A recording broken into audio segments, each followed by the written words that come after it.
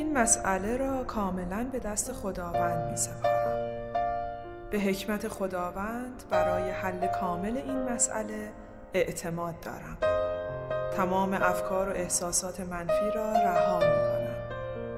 می‌دانم که در واقع این مسئله همکنون به طور کامل حل شده است.